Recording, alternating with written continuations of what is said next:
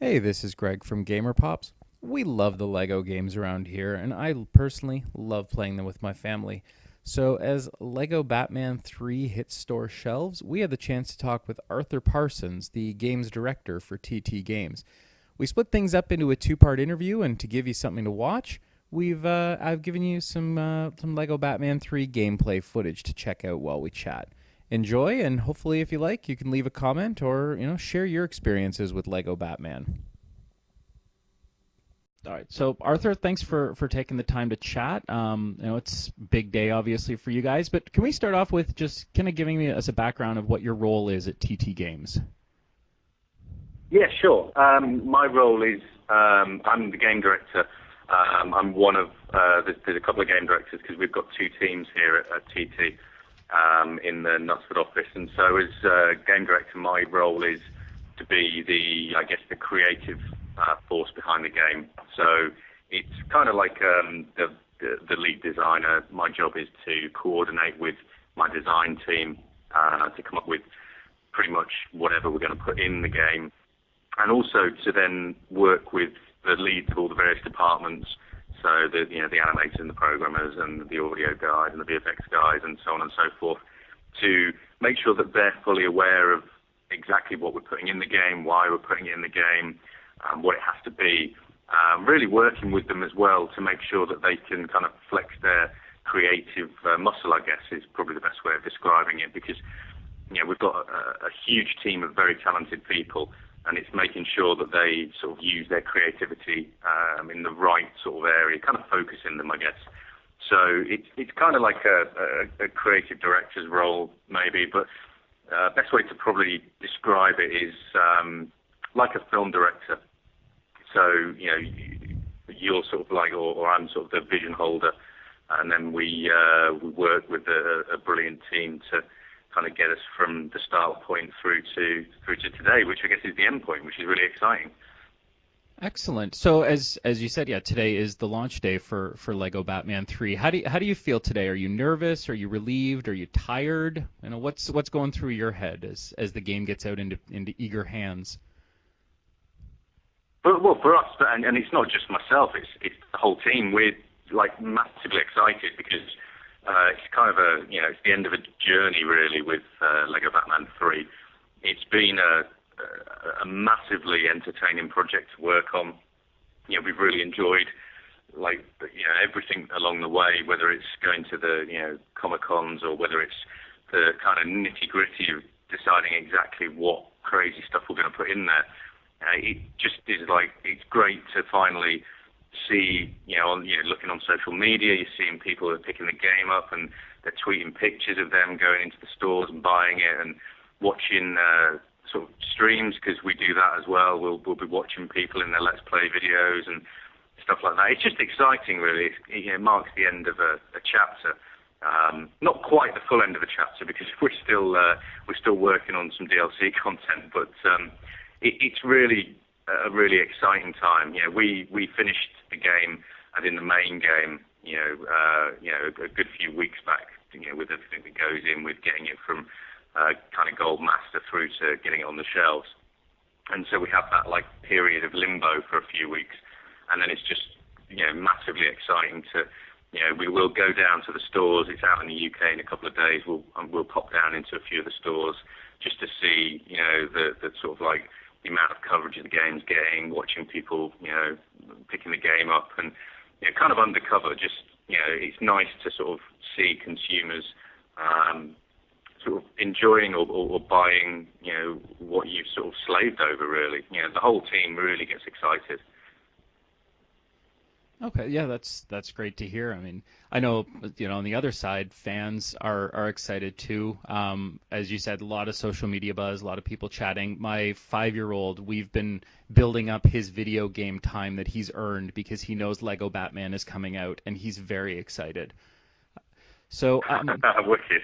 yeah, so one of the themes, especially around the social media piece and the game itself, is just it seems to be there's just more and more and more. There's more heroes, more villains, more locations. Is there any corner of the DC universe that you haven't found a way to squeeze into this game? I, we've gone far and wide. Potentially, there are some of these sort of like the alternate dimensions we didn't really sort of delve into. But as far as the DC universe goes, we've left pretty much no stone unturned. We've got so much stuff in there from all ages, and really just from all kind of I guess flavors of DC. It's just been a great journey, and also it's really been like fun to be able to learn about some things, because I won't be I'm not going to claim to be the most knowledgeable comic book guy on the planet, and none of us would be. We all have a massive amount of geeky knowledge, but it's really great when you go on a journey like this to kind of learn about things that maybe you didn't really know much about. Give you an excuse to go and read some comics, or to maybe watch some cartoons that you've never seen before. Because I'd never really seen some of the more modern cartoons, so it was great for me to be able to watch a few of those and read up on a few comics that I may not have read. So myself and the designers, it's great to be able to just investigate and research stuff.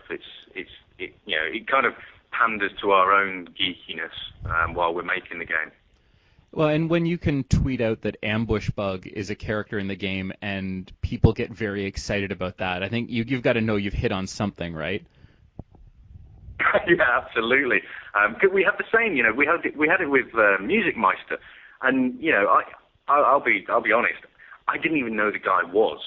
So and one of my designers, Joe, sort of he pointed me in the direction of a few cartoons, and was showing me sort of the couple of the episodes where Neil Patrick Harris plays and stuff. And yeah, he's a real funny character, and there was this kind of outpouring on social media of like, oh, I hope this guy's in, and we'd already decided we were going to put him in. So that was a really, really sort of big eye opener. And then when we revealed that character, it was crazy, the love for such an obscure character.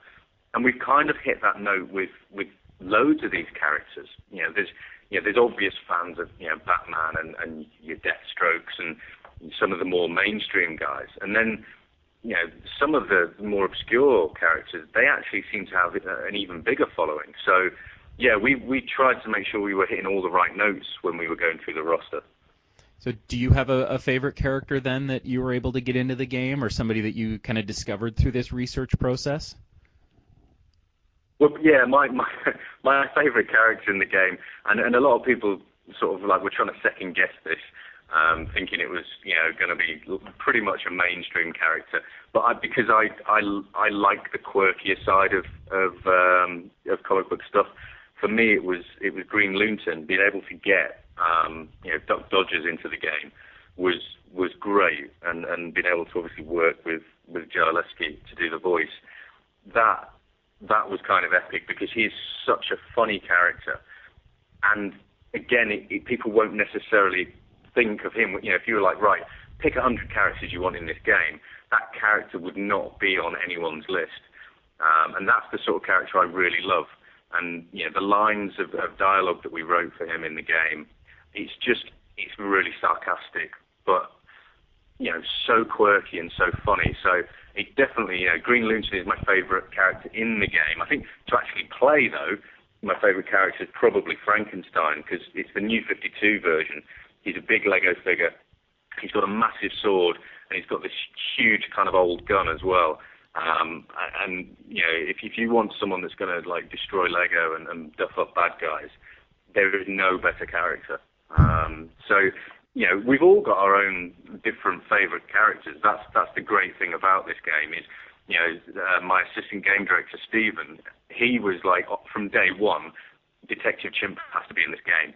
Detective Chimp must be in this game. You must, and I'm like, Detective what? And obviously, again, so he educated me on Detective Chimp, and so that's his favourite character. It is weird, just the sort of like the scope of what we've kind of done with the character roster. And I really, really hope that when people play it, they're just going to have an absolute ball unlocking all these characters.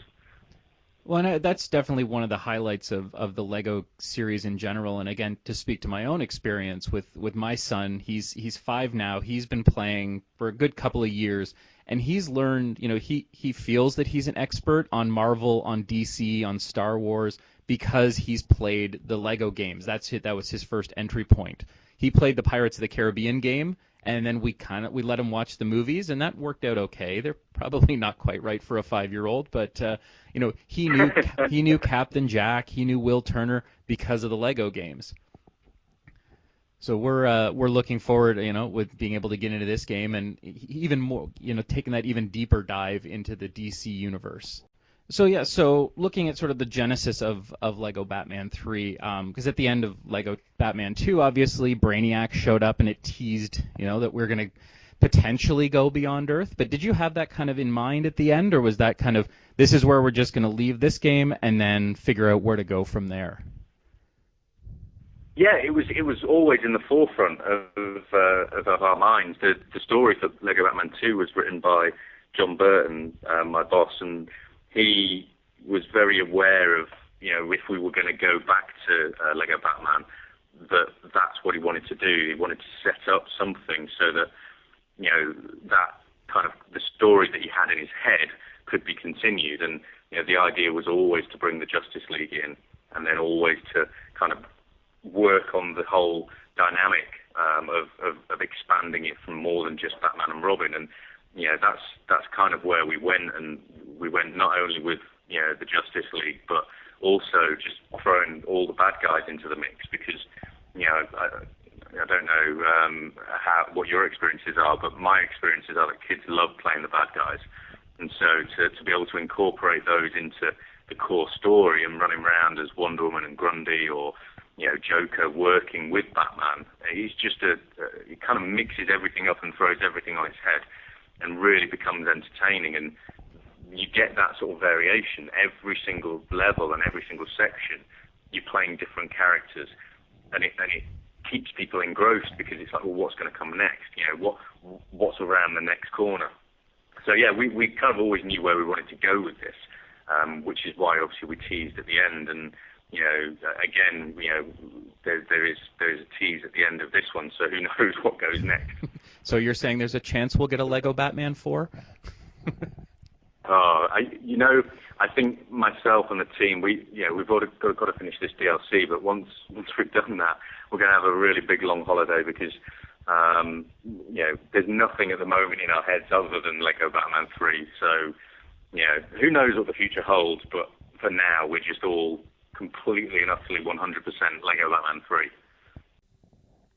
That's the end of part 1 of our interview. Click the link to check out part 2, or visit our YouTube channel for more great family-friendly content.